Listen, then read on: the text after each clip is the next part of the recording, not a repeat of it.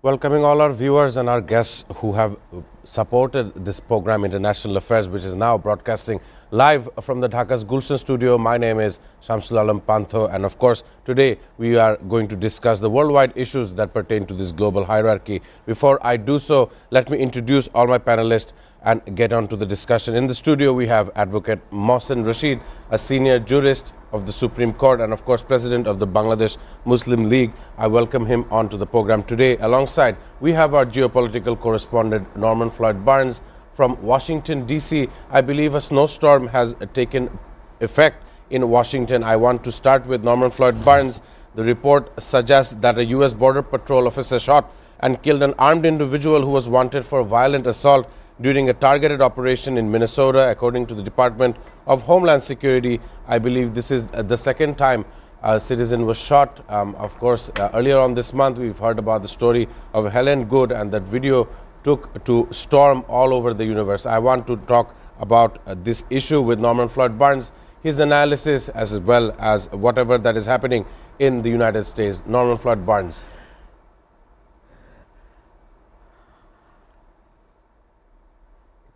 Good morning. Good morning. Greetings from the nation capital, Washington, D.C. As you can see, we are now in the siege of a major snow and ice storm. I mentioned ice as a part of it is we are experiencing as we speak right now a major snowstorm from the states of spanning across the entire country from New Mexico to New England.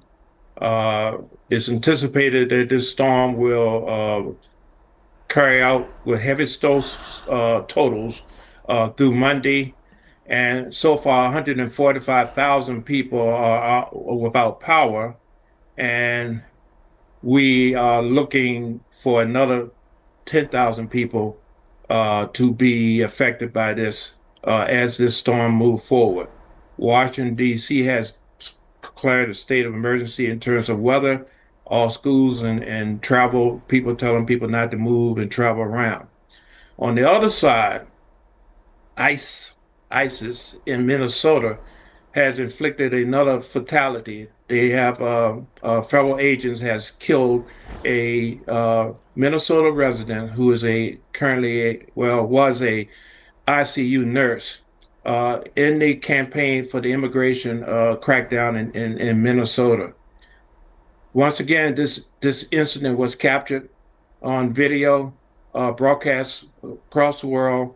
Homeland Security, Department of Homeland Security has responded stating that the officers was justified in the shooting.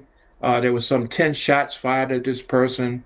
They say he had a weapon. He had a weapon on him, but video showed that the weapon was removed before he was shot. So now we have protests, additional protests in there requesting that all of ICE officers be removed from the state.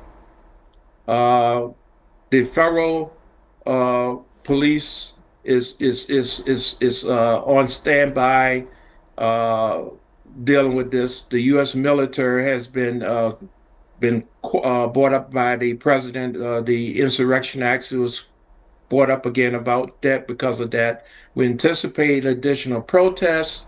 The National Guard by the state has been deployed. So we, as I mentioned before, this hot mess has become basically a real problem for Minnesota. And the people in Minnesota are now questioning, we feel like we are under siege. We have been threatened by our own nation, and we are in fear of our lives. So the situation is very, very sensitive there. It's a tinderbox. It could explode. It will explode as this campaign goes on.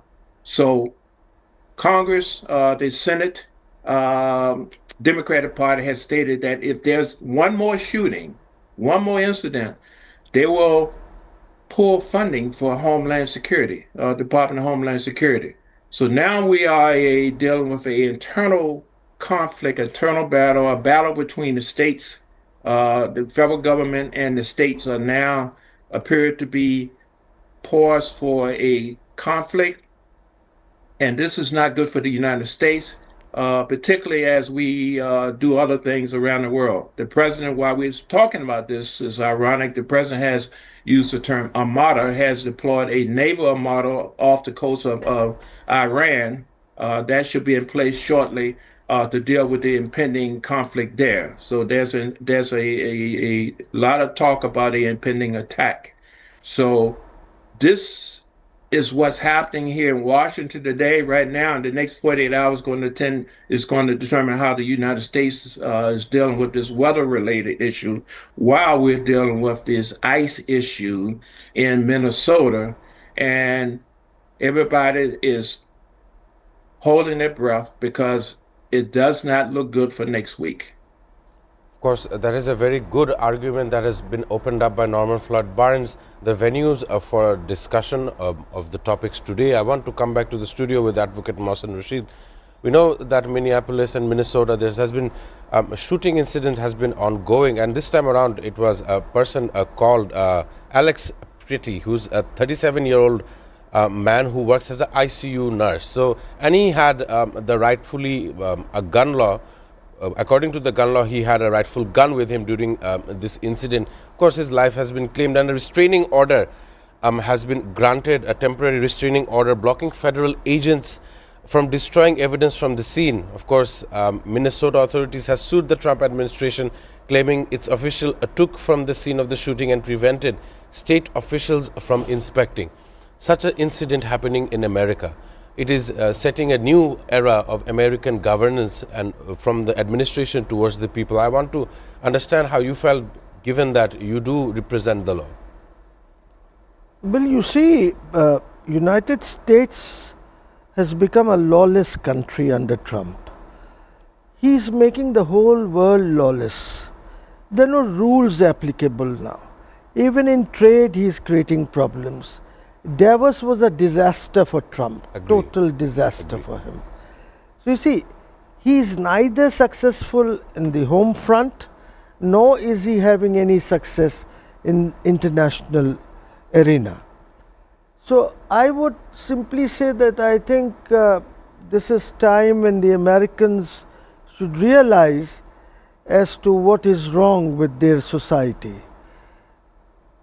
Of course, violence is something that was always there in the American society.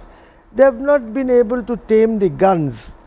You see, still, guns are freely available. So I think this is time that the United States should consider some proper gun laws, maybe borrow some from the Europeans or the Australians, or maybe from our countries. We have stringent gun laws. So I would say that it is, I should not talk much on the domestic issues of the United States sitting here in Bangladesh. That's their problem. They have to resolve it.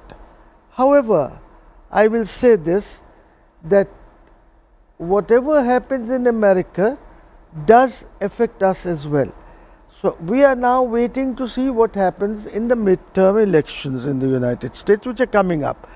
So maybe all these things could be taken care of by the politicians in the coming elections. Problem is that United States also does not have a statesman anymore.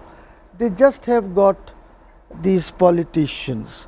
Like there's a lot of work that is going on to see to it that Trump again contests in 29, and his right-wing supporters are working on that. I mean, this is absurd because the 22nd constitutional amendment has abolished the third term. So you can only be there for 2 terms. Then he has again put the Americans in a problem, also the world in a problem, because if there is the other amendment, 25th Amendment to the Constitution, which I hear, and I hear it very loudly, that may be invoked. And there are plus points, minus points. but Trump would in any way take it to the judiciary. And we don't know what the judiciary would do. Because you see, why I say this, I'm not interested in the domestic politics of the United States, Right. but I say this because the world gets affected by what happens in the United States. That's the problem, because they are, or they have been regarded as the leaders of the free world. So if the free world goes into a spin, then there's a serious problem for all of us, for all of us. And as you know, our biggest market in garments is the United States. So we have a stake in what is going around in the United States, though we don't want to interfere in their domestic affairs and even comment on that. But it affects us as well. You see, like yesterday I saw 100% duty on Canada he is going to I impose. was about to pick it up. Okay, 100% duty. Why? Because you did not like Carney's speech. The Prime Minister's speech was devastating for Trump. And that is why now he talks about 100% tariff. I mean, this is, what can I say? It's such a big country. I have great respect for the American people. And it is now for them to decide what they will do with a person like Trump. Very important analysis given by Advocate Mohsin Rashid. I was about to pick up this story regarding Donald Trump's and, of course, Canada's tension. I want to ask a question to Norman Floyd Barnes, but before I do that, let me give the background story. Prime Minister Mark Carney of Canada had met Xi Jinping of China earlier on last week, and because of that, almost a huge amount of Chinese business was talked about between the two nations, which Donald Trump had said, I quote, "If Canada makes a deal with China, it will immediately be hit with a 100% tariff against all Canadian goods and products coming into the USA." Donald Trump wrote this on his social media platform, the Truth Social. My question to Norman Floyd Barnes, Canada has been an essential a neighbor to United States of America from the history books as well. I want to understand what are the main differences. I see that the electric vehicles coming in from China to Canada would only bolster Canada's economy. Not having a reliance on the fossil fuel market would be important for Canada in the upcoming days as well. However, this kind of comment between the two leaders of the two nations will be important for other stakeholders. As Advocate Mohsin Rashid was also saying, it may not have a direct impact, but it has an impact for all the markets of the world. And of course, Bangladesh is a global player. I want to get an observation from Norman Floyd Barnes. This is an important time for US-Canada relationships. How do you think it will stand in the coming days?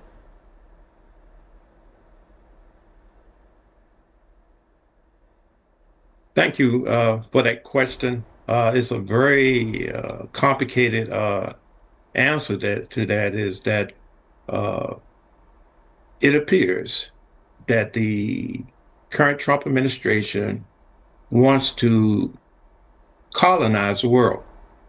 I'm saying that is basically they want to determine, it appears, that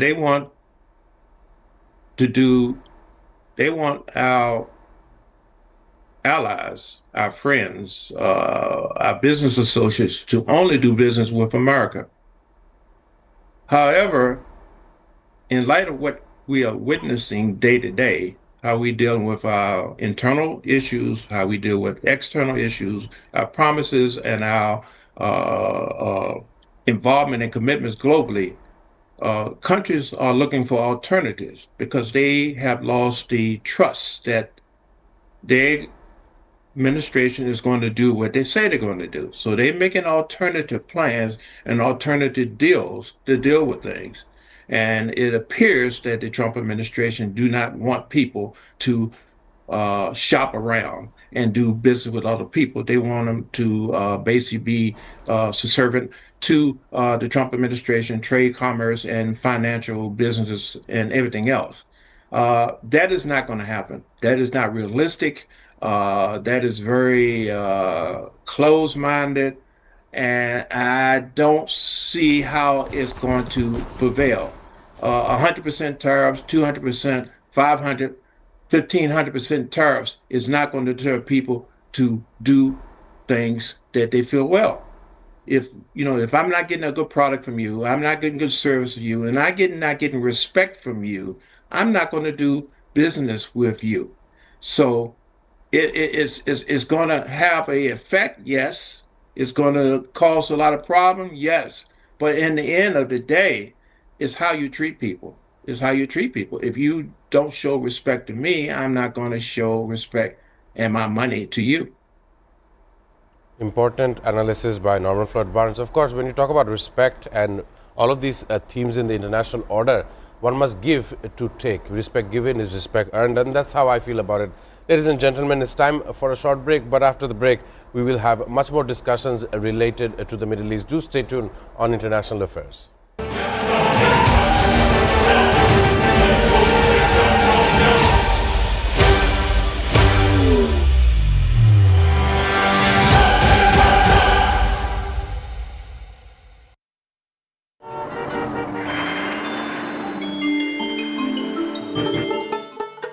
সারা দেশে লাখো মানুষের কঠোর কর্মতৎপরতা ও নিষ্ঠায় SA পরিবহন parcel and courier service এখন 16 কোটি মানুষের হাতের নাগালে।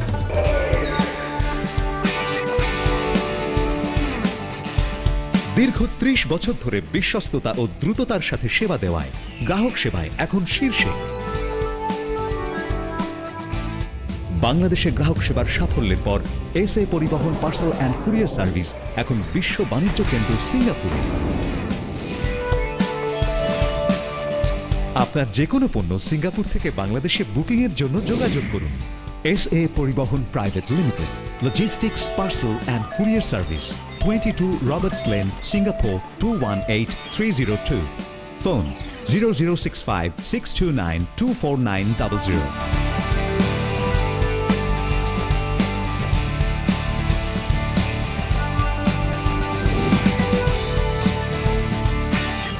বাংলাদেশ থেকে সিঙ্গাপুরে পণ্য বুকিং এর জন্য যোগাযোগ করুন ঢাকা সহ দেশের যে কোনো 80টি শাখা কেন্দ্রে। এসএ পরিবহন পার্সেল অ্যান্ড কুরিয়ার সার্ভিস, আপনার সেবা সব সময়। Welcome, Grand Palace Hotel, Dhaka.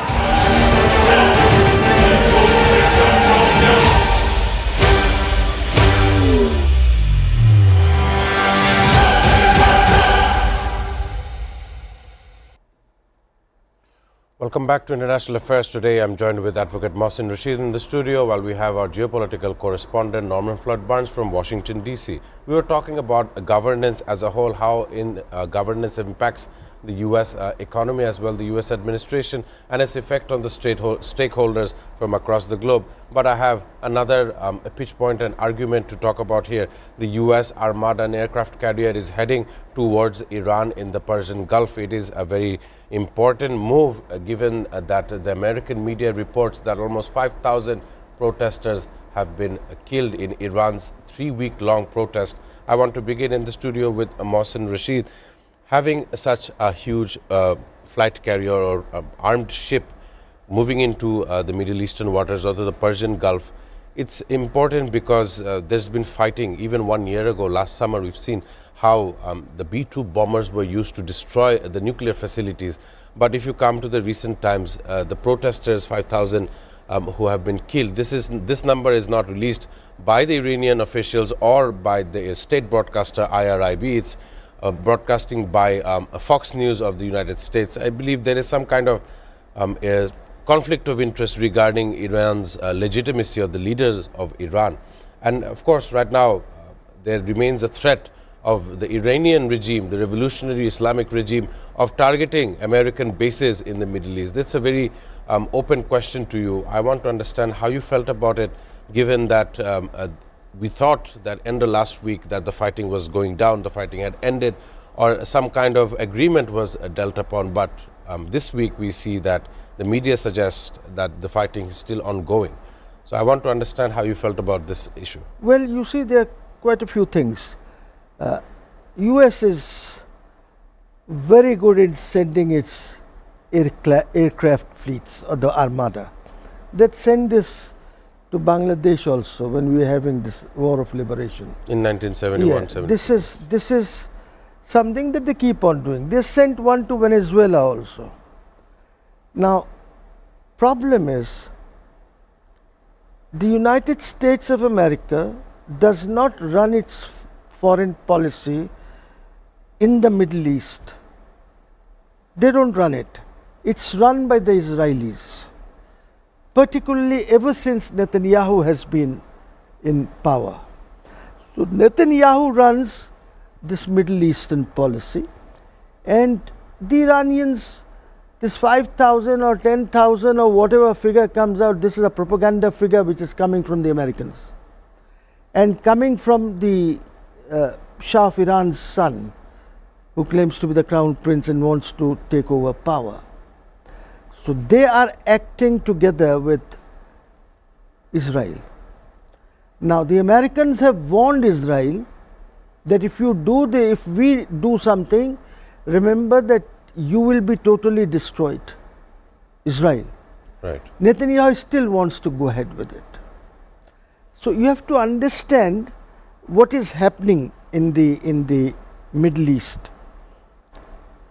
Recently, internet has been closed in Iran, Correct.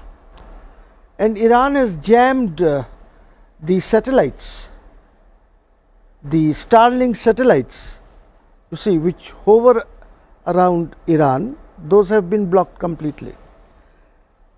They are amazed. Elon Musk is amazed that how could this happen.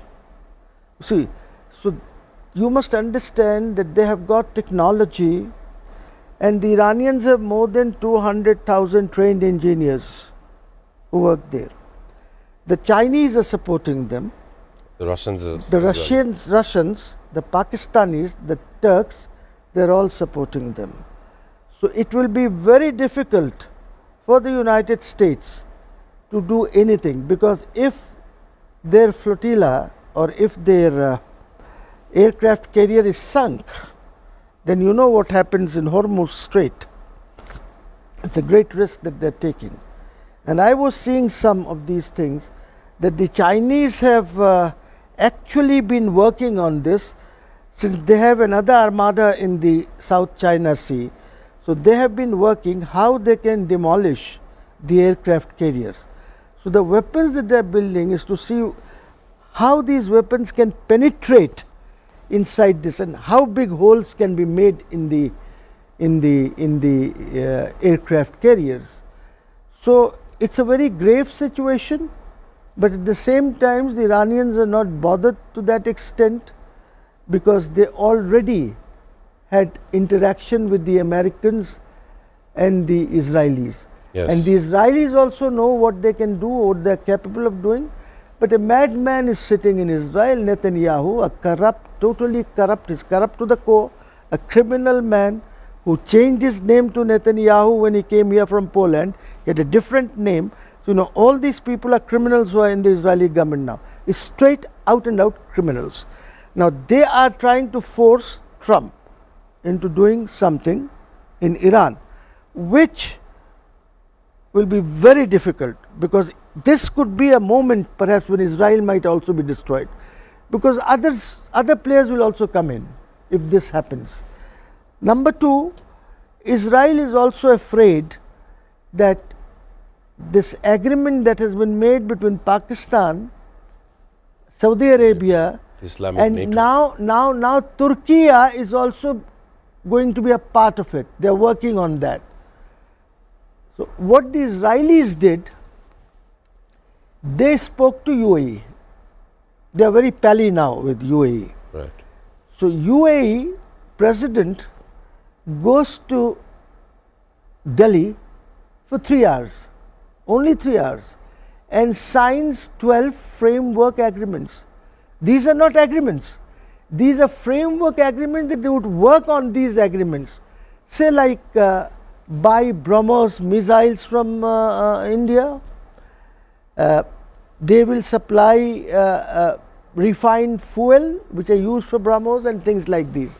But this was done within 3 hours, 45 minutes of negotiations between Modi and the president sitting in the car. You see, so all these things are happening. Then UAE was also humiliated by Saudi Arabia recently when they wanted to set up a base in Yemen near the border of Saudi Arabia. Right. So you see, it's a very complex situation in that region. And in that region, you know, it's so complex that you will then have to be be also in war with countries like Azerbaijan, countries like Saudi Arabia, countries like Pakistan, because they are now together, Turkey. So all these countries will be working together, and it will be very difficult for the Americans to do anything, except of course if they want their aircraft carrier to be sunk and Hormuz to be blocked. Otherwise, I don't see any good coming out of it if Trump continues to work with Netanyahu in the Middle East and his foreign policy is tuned to whatever Netanyahu wants. So that's a major problem for the American foreign policy.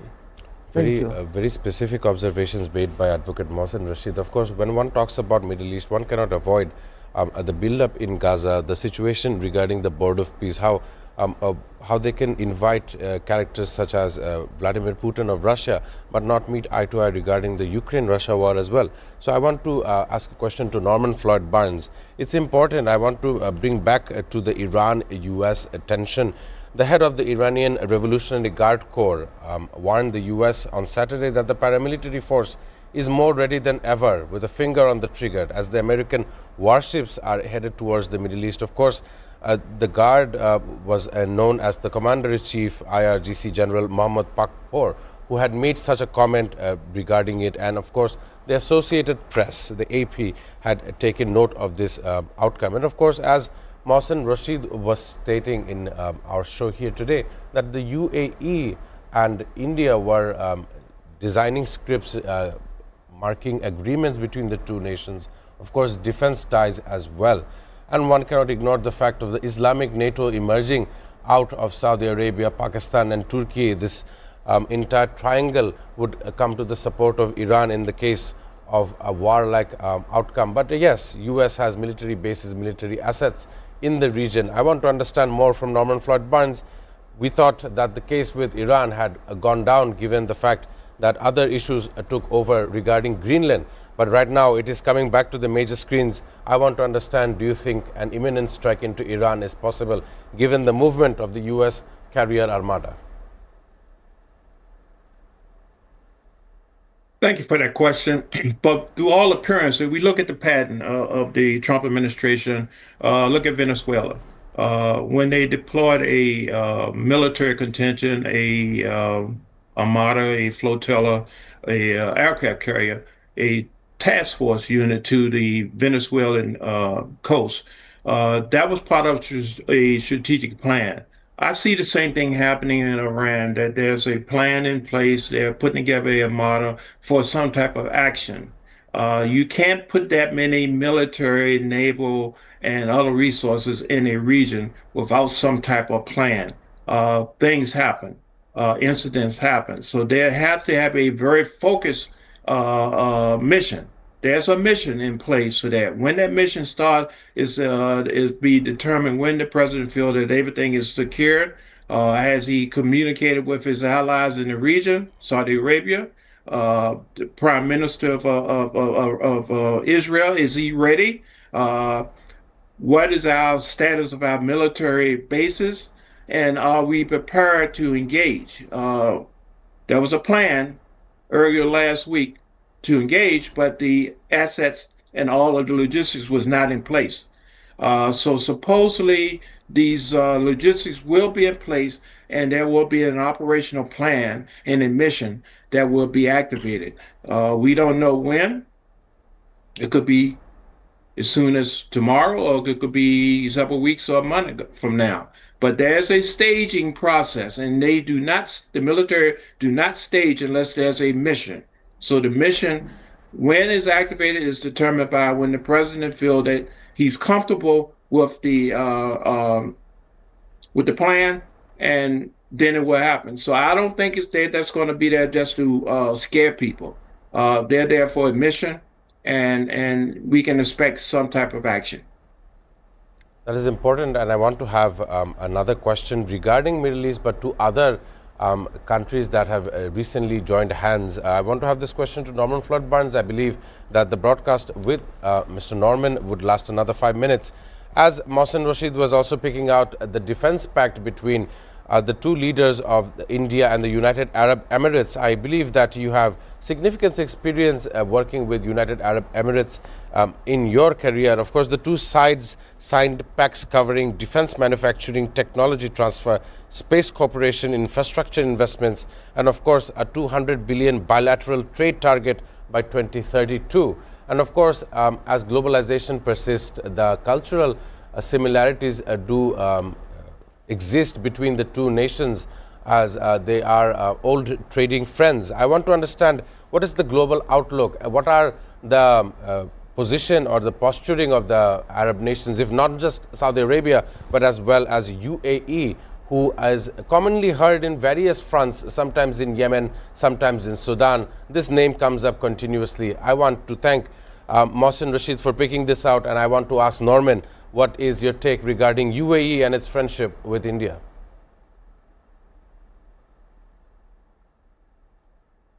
Yes, I have experience working in the UAE and in that region. And I can tell you, for one, that the UAE is dedicated to the brotherhood. They will work with Arab nations. Their intention is to continue their, yes, they will entertain the United States for a purpose, but at the end of the day, they will work, they will support, and they will back the other nations in that region. They look at the world a little bit different than how we look at it. They prefer to communicate and use soft power versus strong power. They're a country of resources, and they want to utilize these resources versus having to go into a military situation. Their parents is basically, when you talking military, that means all communications is failed. We have no other options, and that's something they drastically do not want to get to a point where that's the last situation, and that's the only thing they can do. So there's always an option, particularly when there's a financial resources to incur that. There's trade, there's commerce, other things. There's relationship issues. They're looking at long-term relationship. After this situation is over, how do we coexist as a people generationally? So they're looking into the future versus the present situation or the current situation, and they are looking to basically create a stable situation where people can understand each other and get their needs met. Of course, very important observations by Norman Flood-Barnes regarding the relationship between UAE and India. I want to come back into the studio, and of course I want to thank Norman for his journalistic aspects on this very program. But coming into the studio with Advocate Mohsen Rashid, you were hearing Norman regarding Iran, and as one of the things that he said, quite so important, that one does not make moves in the military, in the Navy, especially with this aircraft carrier armada, if there is not something in plan. And we know that almost 20% of the world's crude oil export comes out of the Strait of Hormuz. Anything blocking of this strait would cause huge implications for energy markets worldwide. The crude oil price would then go very high, would spike per barrel. And like a nation that depends on crude oil, even in Bangladesh, we're very heavily dependent, as well as our neighbors in India. So once again, world is fragmenting, and the leaders are admitting the fact that we have moved away from globalization. We've entered imperialism, colonial era politics and administration. I want to understand what you see, and do you think that a very attack is imminent between the US and Iran? No, not yet. As of now, I don't see that they will do it, because there's so many other things that are going wrong.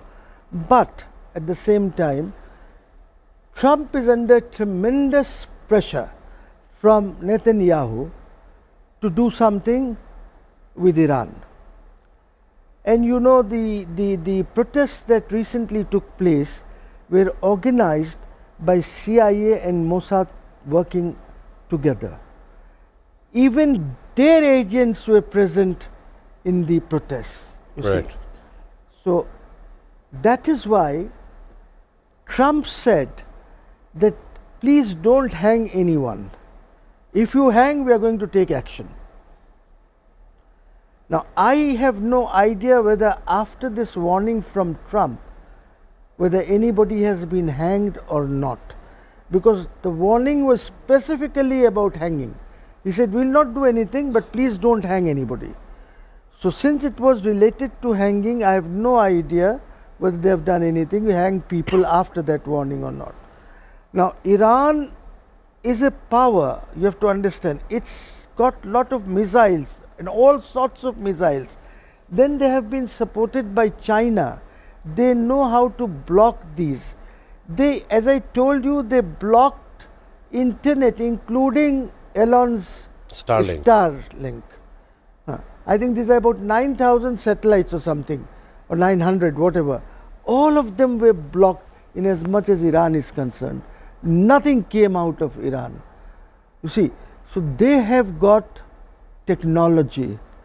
It's not that they do not have any technology like the other Arab states. One would be very wrong if they were to make this assumption. Who? Anyone that made this assumption that Iran is falling back technologically would be very wrong. Very wrong, because as I told you, there are more than 200,000 engineers working on these things. So I would say that immediately I don't see it is imminent, and it will also depend on the kind of domestic politics that shape up after his return, because his Davos visit has been devastating. He has totally failed. European Union has gone against him. On Greenland, he has totally failed. I am sure you must have heard about the Prime Minister giving a press briefing, Prime Minister of Greenland.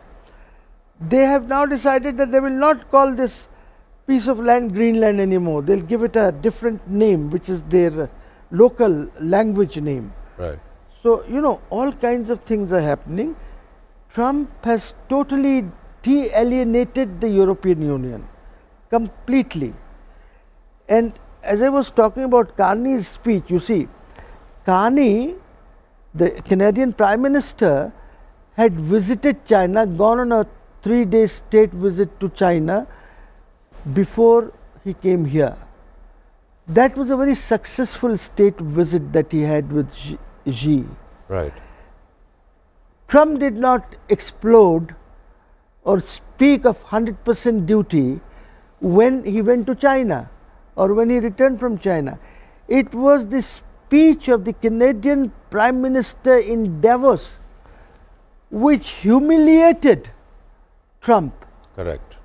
That is when he comes up with this 100% tariff on you. And by doing this, he again made a mockery of himself, because all the European unions thought he's a comedian. He's not lying. the president of the And it will United last States. only 1 week, because when it was regarding Greenland, he said any country in support of sovereignty of Greenland would be slapped with 10% tariff. So tariff is just a method, a rhetoric to end the conclusion or end the drama between the various sides. It's a very important observation by Advocate Mohsin Rashid. Ladies and gentlemen, it's time for a short break. But after the break, we will talk about our region. So do stay tuned on International Affairs.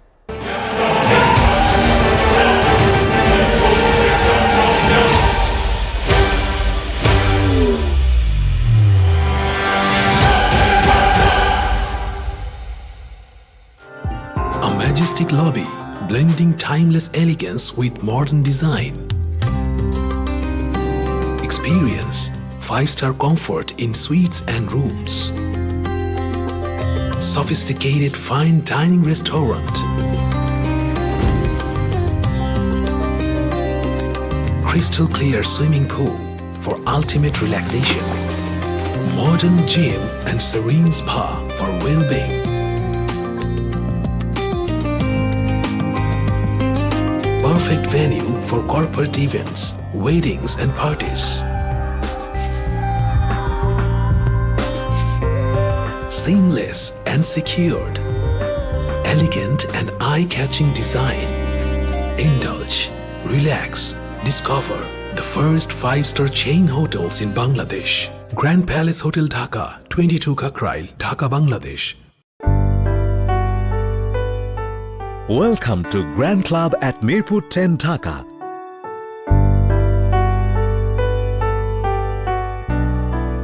Elegant spa and wellness facility for ladies and gents.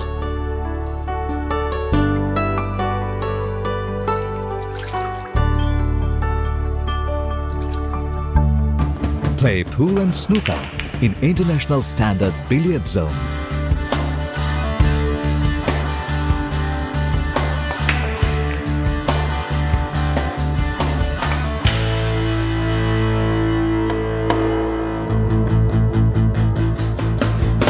World-class gym facility with exclusive equipment.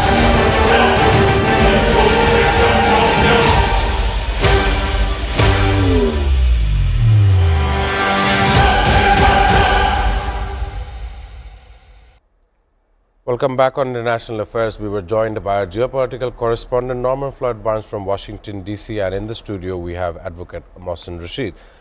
The conversation now should focus on the takeaways from Davos as well as local governance that persists to Bangladesh. We know that the Davos summit, the takeaways were regarding that the global cooperation is weaker, geopolitics is sharper, and the old globalization consensus is gone. Of course, economic anxieties everywhere, even amongst the rich nations. People are expecting to have high debt, sticky inflation, sluggish growth in developing economies. And of course, we saw how Emmanuel Macron, branding his famous Ray-Ban shades, were talking about how the US is almost involved in all issues across the globe, including Greenland. The rhetoric has gone down as a result of Davos summit that has happened, but it is important because NATO was strained. NATO was in tension with the US because all the allies countries in the European Union, they could not understand what was going on. And another question regarding Bangladesh, we know that the elections are upcoming. However, right now, lack of information, correct information is what I will focus on the next coming days. Up until the election, law and order situation, we've seen a victim in Jashore, if not Khulna, who was granted bail and then arrested once more. It caused the society to fragment. Today, I'm sure online people are talking about this because of this activity of granting bail and then becoming arrested again, that poor man's family had committed suicide. Regardless, that man may be involved in politics, but it does tear across the societal framework. I want to understand about Davos and the ongoing situation on Bangladesh from Advocate Mohsen Rashid. In as much as Davos is concerned, pre-Davos, the Trump administration has totally destroyed WTO. The World Trade Organization. Yeah. Now WTO has become meaningless because you are imposing tariffs as per your free will on countries. You are having agreements with countries minus WTO. So WTO has been rendered almost, it has negated WTO totally.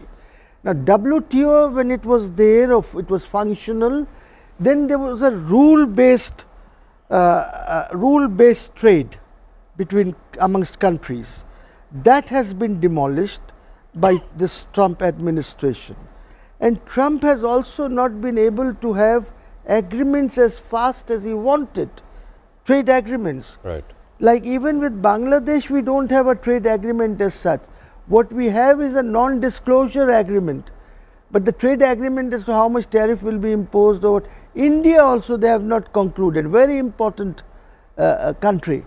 China, they have not concluded any trade agreement with them. So you see, he has created trade problems and for which Americans will suffer. Right. Others will not because others are doing trade as they want to do. There are no problems with the trade in other countries. They are still working with WTO. The other countries are still working with WTO.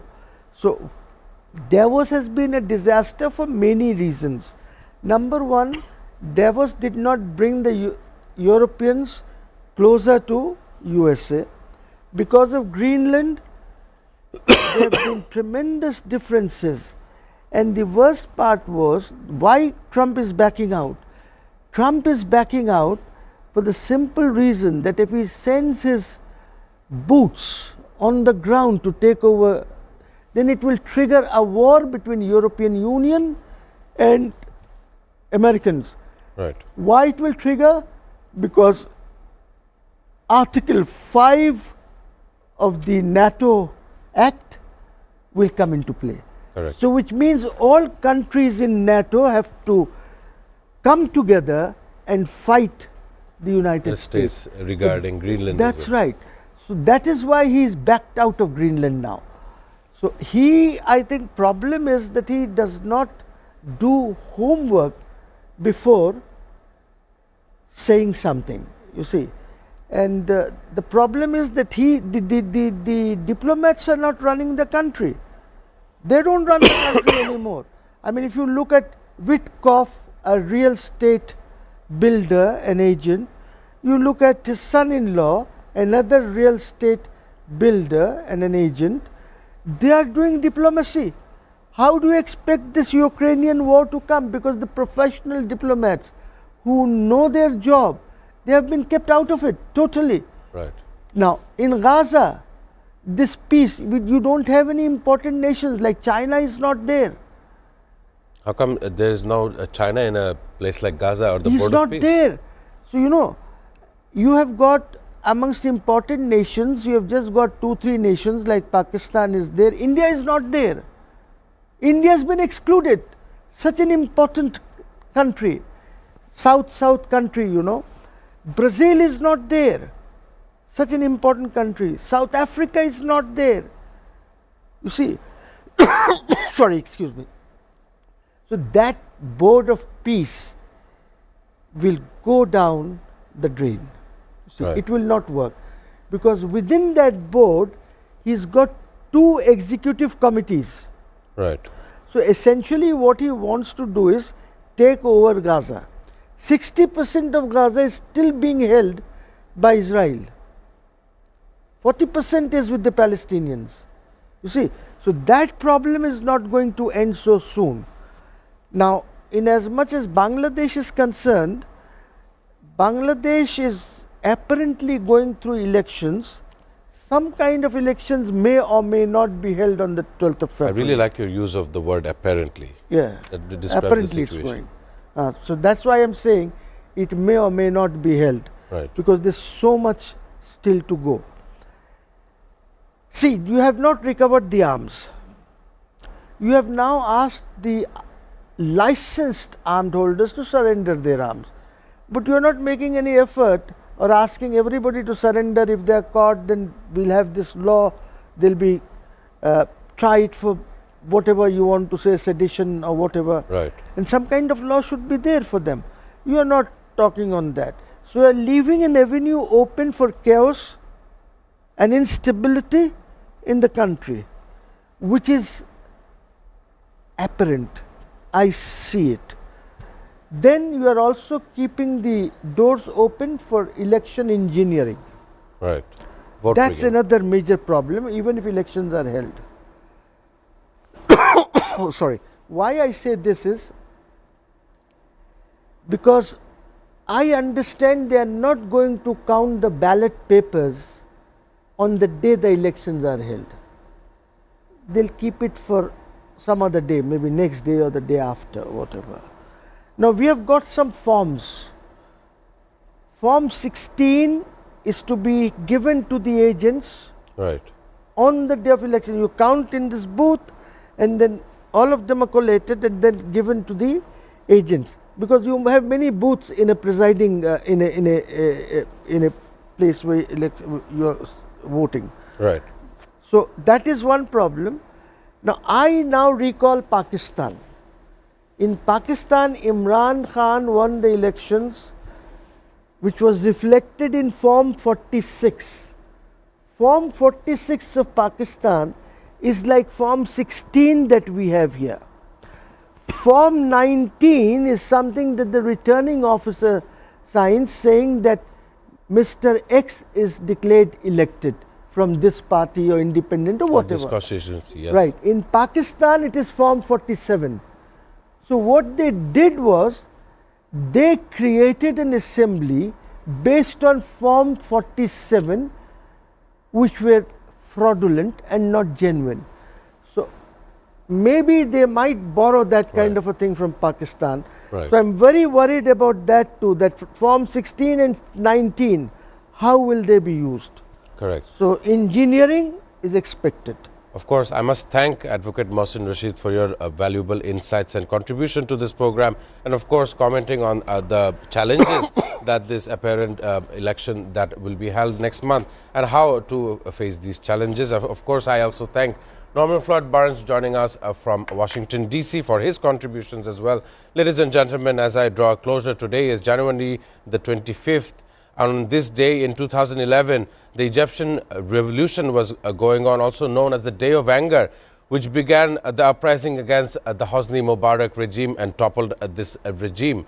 Of course, ladies and gentlemen, that was important for us, as today is, of course, January 25th. But that's it for today. I shall join you all tomorrow on tomorrow's program. I must thank my viewers for supporting this program, as well as the production team that has been helping us from day one. Thank you so much, and I shall see you all tomorrow.